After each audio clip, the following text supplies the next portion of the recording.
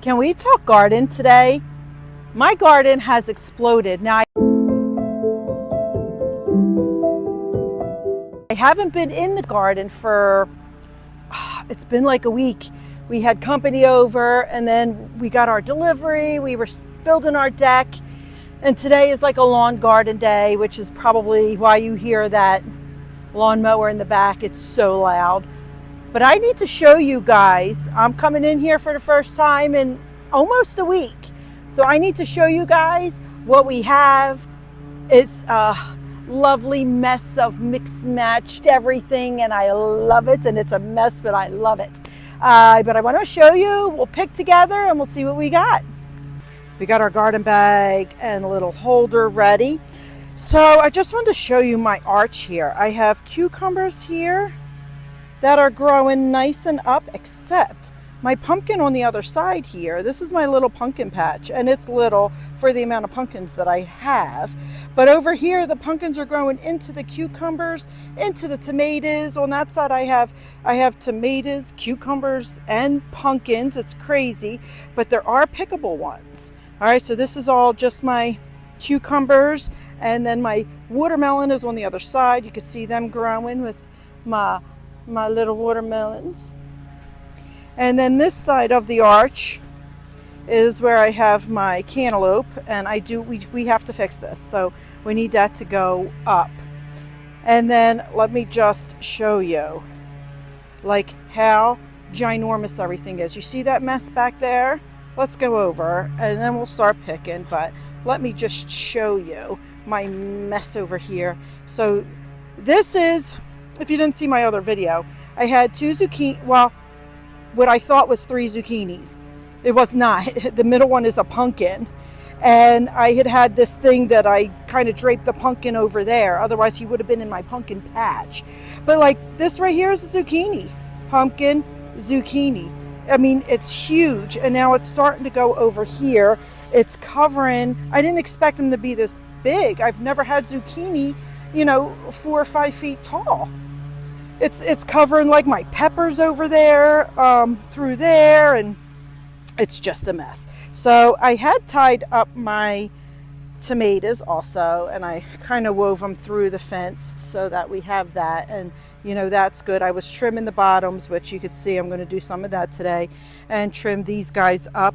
But let's see what we can pick and what is growing. All right, so let's see what we have in this mess here. So, a lantern bug. Oh my God. Oh my God. Got him. Oh, hell no. Not today. All right. Sorry about that. All right, so we know we got this one. Hole. Let's see what we got. Here's another one. One of these cucumbers, the first row here, is supposed to be smaller cucumbers. Looks like we have some growing. And then, you see how it's all interwoven together. And if we rewind, okay, and we go back to when I first started the garden, and I told Patrick, yeah, you know what? This is not big enough for me. I need a bigger garden. He's like, you don't need a bigger garden, blah, blah, blah, blah, blah. And started complaining and said, we'll start with this. So we did. And I already knew I was going to need a bigger garden, which is why everything is so jumbled together. I knew it. I said it. And we're going to rewatch that video so that we could find it and you can see it. But I do have tomatoes. Let's find them. Here's some. They're not red yet, but let's see if we can get in here. See them? So I have Roma's, paste, regular big tomatoes, and then cherry tomatoes, which are over on this side. You can see them growing there. So there's a bunch of them. Do you hear my rooster? He's getting his voice. He's doing really, really, really well. Tons of string beans. Like tons. I've already picked tons. But look at all these beans. I'll pick them and put them in the pile so you guys could see what we have. Look at these broccolis. They look great. Now this row, and again, that might be pickable. Let's see. Broccoli stops there, but then I have another row here. So let's see what we got. That one's little. Oh yeah. Look at this one. Oh, these scissors aren't even doing it. I need my knife. Look at that head. Love it. I love it. I love it. I love it. So I have flowers on my, what is that? Eggplant. Looks like some little eggy plants are growing, but I don't have anything pickable yet. I'm going to leave that one. I'm going to pick this one. This one, I guess I waited a little too long for, but I am going to pick that anyway. And yes, I will use it. Oh, actually, you don't even need the scissors. It just kind of snips right off. Look at this cauliflower. Okay, here we go, and Patrick is back. I got my knife. Much better. Look at that. Beautiful, guys. It's beautiful. All right, we're going to pull all these, and I'm going to give them to the chickens. Look at all this green they're going to have. They're going to love it. Now, I guess you could use it or whatever, but I like to also feed my chicks. Boys. So real quick, what is this? Let's take this out. This is not supposed to be here. Real quick, let's just take a sneak peek at our Brussels sprouts and see if we see anything. So Brussels sprouts grow on this the stem here, and you'll see like little balls. I'm trying to find some. They're not really there yet. They're starting, but they'll be like in here. I guess you could sort of see it. See if you could sort of see it. So you see these little things in there? They will be the Brussels sprouts. All right, let's check out our peppers. We already know we don't have any eggplant. My one side is red, my other side is green for the peppers, and then I also have banana peppers. And I did not do any kind of spicy peppers because I have enough. I freeze dried, made powder, and I have enough chili and poblanos and the stuff that we use. Doesn't look like much is growing on these guys though. All right, this mess. All right, I am going to pick more kale because I have been eating kale salads. And let me tell you, they're delicious. I make a great kale salad. So you can see I've been picking at it. So I just take leaves as I need it. And I leave the rest on the tree here. But I am out. So I'm just going to take enough to make some salad. And, you know, I put it in our eggs. I put it in my stir fry. I had a stir fry with all my vegetables that I had picked the other day. I wish I had the broccoli in it. That would have been nice. All right. Let's part the seeds here. Oh wow, look at them. See if you could spot them through the camera. So he cut the, oops, sorry. Wow, this one's big. Again, this is what happens when you leave the garden and you don't get to it.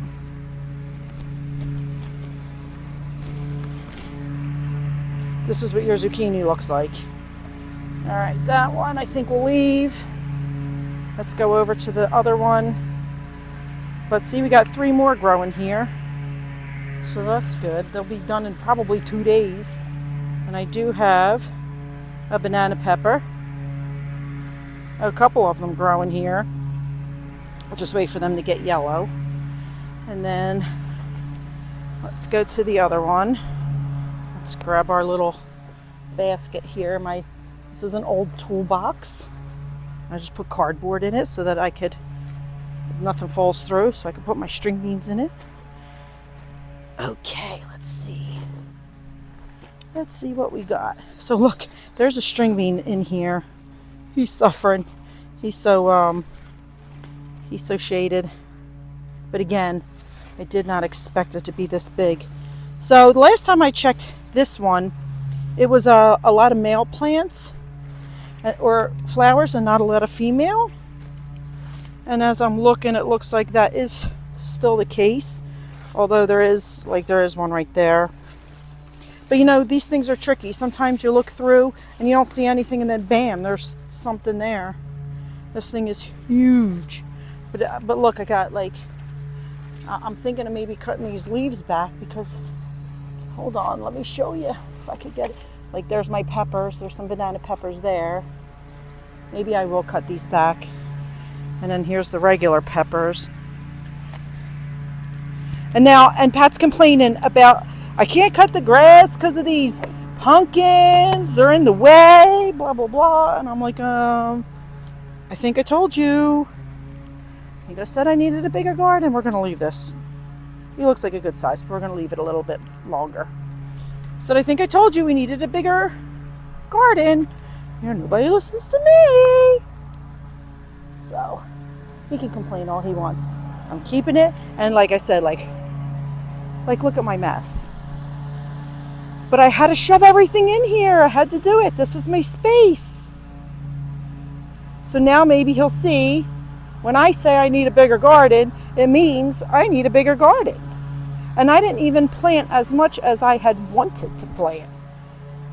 But I love it. I love my mess. I love my intermingled veggies. I love everything.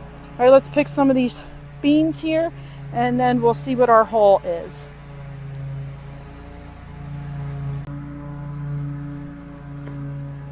Oops. I did not want to do that, but I took the whole thing. We got it now. Look at that. Look at that. I got some buggies, but that's okay. My beans are still good. My beans are great.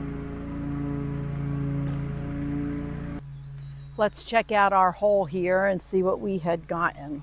So we got this one beautiful cauliflower, and we have 3 broccoli. I got the other one right here. This one a little, so I mean, I'm sure you guys know, but if you don't, you want a nice tight head. That's the one you want to pick. When it gets loose like this, that's not what you want. It means you waited too long, but it is still good. Like if you notice, like one there, you could see some like brown or whatever. Maybe I'll pick them out and give them to the chickens, but for the most part, I'll still cook this and I'll still use it. It's not too far gone. What'll happen is it starts getting really loose and grow up, and then it'll get flowers, it'll bolt, and you know, that's when it's chicken. Oops, that's when it's chicken food. But after you do pick the head, you will get little shoots that come up. So the plant that I picked these from are not totally gone. You'll get little shoots and you'll get florets, just like, you know, one of these coming up, and you'll still get broccoli. Okay, so we got that. And then I just picked a little bunchful of kale. So I have that for my salad. And then we had gotten one ginormous zucchini. I don't know what I'm doing with this yet. I still have 2.5 in the refrigerator from the last time that I had picked. And then we had gotten 4 cukes. And again, I have, I think, 3 in the refrigerator now. I'm going to tell you what I'm going to do to preserve all these also. My cousin is over today too, and she was like, oh, look, we have to come back and go shopping. And isn't that what the goal is? Everybody wants to go shopping in their own yard.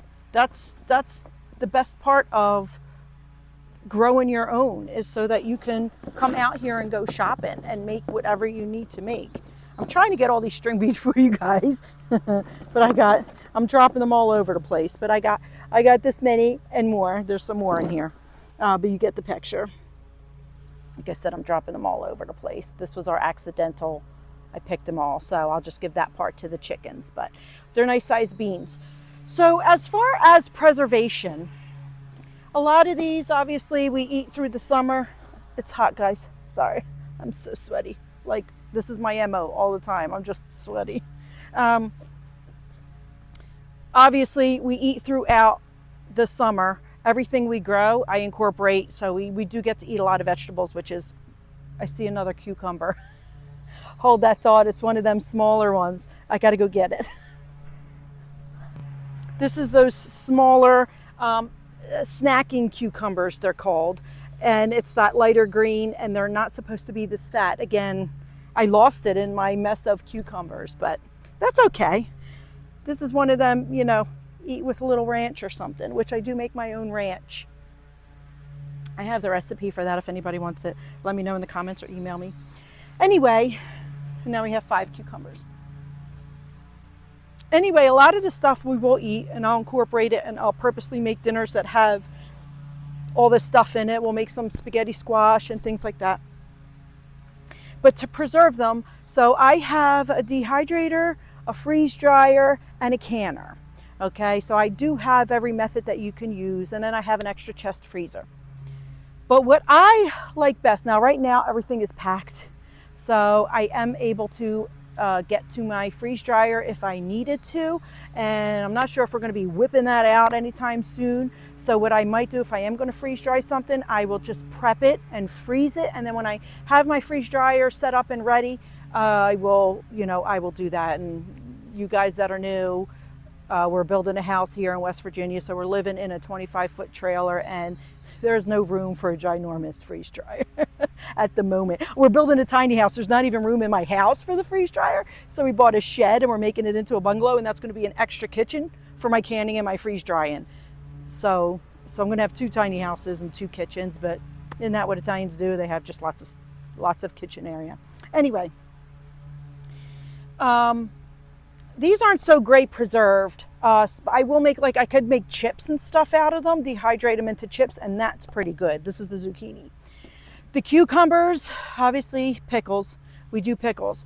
I had extra pickle juice that I had made, and I froze it. And I'm hoping that saves me from, you know, making a full batch of pickle juice now. So I'm going to do that, and I will pickle some. Now we're just going to eat a lot of cucumber tomato salads, and we'll eat it for lunch, and we'll have it with dinner. We'll have it probably twice a day, and we're just going to eat a lot of cucumbers. And then the leftover is what, and I do share with family, and then the leftover is what will go, you know, into my pickles. The broccoli, I had freeze dried them before, and then it reconstitutes really well when you're sticking it with meals and stuff. So I make like this chicken teriyaki and broccoli meal, and then I freeze dry the whole meal, and we take them on camping trips, or you know, you don't feel like cooking, or even for long-term preservation is what I do also, so that when, you know, nobody has food or you can't get it in the supermarket, I could just grab a little Mylar package of stuff. But it depends on how much broccoli we're going to get, because we do eat a lot of broccoli. If I do freeze it, I will blanch it first and then freeze it, and then freeze dry it from there. Now, my string beans, so I've done every single, I keep dropping them. I've done every single way with my string beans, and the way I like best. So canning, I feel, does make it a little mushy, but then on the plus side, they're already kind of like pre-cooked, so you're good. Not that they're pre-cooked, but they are. You know, they're soft already, because you know these got to cook for a little bit when they're fresh. So canning does good that way. I had froze them, and I had taken the ends off and then froze them, and what had happened is it was just too watery inside the bean, and I didn't love that.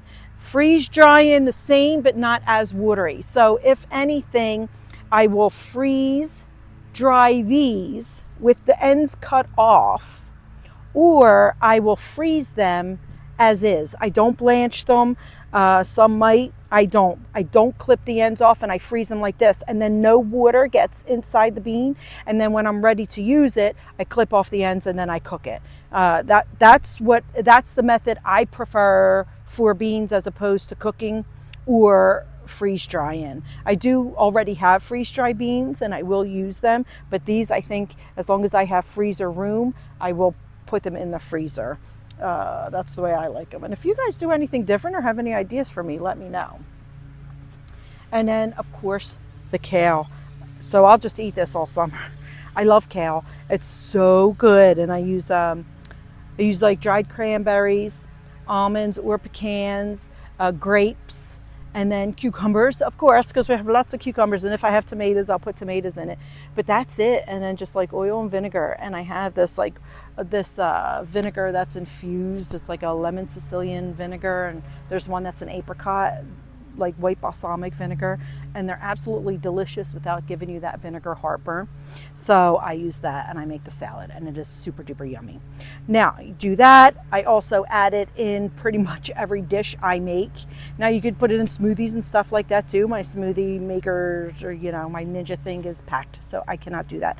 But you can, and you can add a little kale in that, and I do that with ones that, like, if I freeze them.